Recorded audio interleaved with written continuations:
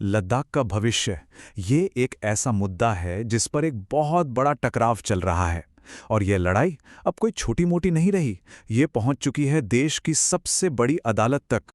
लेकिन यहाँ एक पेच है, एक बहुत ही अजीब सी बात।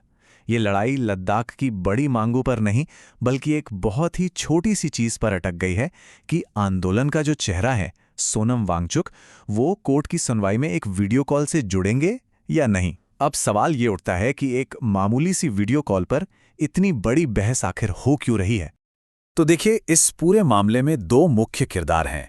एक तरफ है जाने माने एक्टिविस्ट सोनम वांगचुक और दूसरी तरफ है केंद्र सरकार।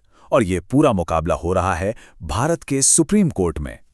अच्छा, अब कोर्ट में क्या हो रहा है उस पर आने से पहले ये समझना बहुत जरूरी है कि ये पूरा आंदोलन आखिर है क्या और इसे लीड कौन कर रहा है। सोनम वांगचुक का नाम शायद कई लोगों ने सुना होगा। वो सिर्फ एक एक्टिविस्ट ही नहीं है, वो एक बहुत मशहूर इंजीनियर हैं, एक शिक्षा सुधारक हैं।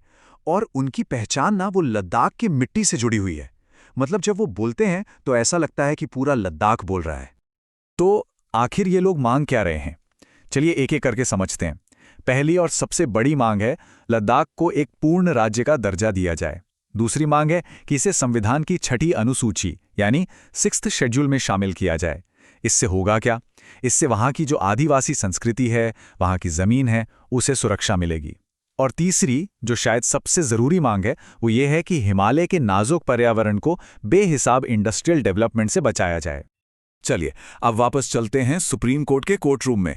यहां पर ना ये लड़ाई एक कानूनी खींचतान का रूप ले चुकी है। दोनों तरफ से जबरदस्त दलीलें दी जा रही हैं। तो मामला फंसा कहाँ है? वांगचुक के वकील कह रहे हैं कि उन्हें लेह में एक तरह से हाउस अरेस्ट कर लिया गया है। वो कहीं आ जा नहीं सकते, इसलिए दिल्ली आकर सुनवाई में शामिल होना मुमकिन नहीं है। इसीलिए वो वीडियो कॉन्फ्रेंस से जुड़ना चाहते हैं।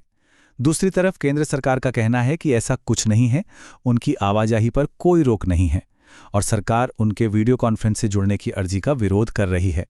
उनका तर्क है कि पहले जो उन्हें थोड़ी ढील दी गई थी, उसका उन्होंने गलत इस्तेमाल किया। आप जरा वांगचुक के वकील अभिषेक मनु सिंघवी के शब्दों पर ध्यान दीजिए।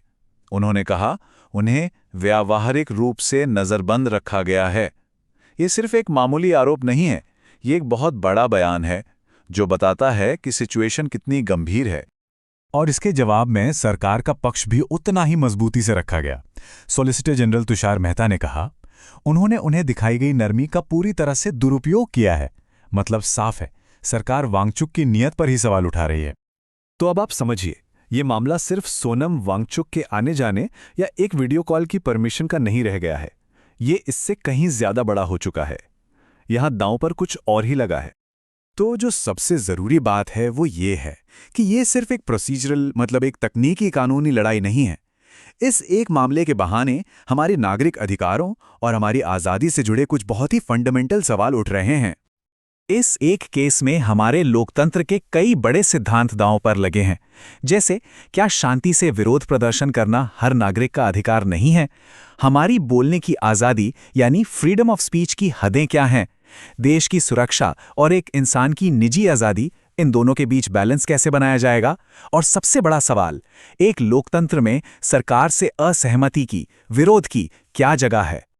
तो सोचना यह है कि क्या यह सिर्फ एक मामूली कानूनी प्रक्रिया का विवाद है, या फिर यह इस पर एक बड़ी बहस की शुरुआत है कि हमारे लोकतंत्र में विरोध करने की, असहमति जताने की सीमाएं क्या होनी चाहिए।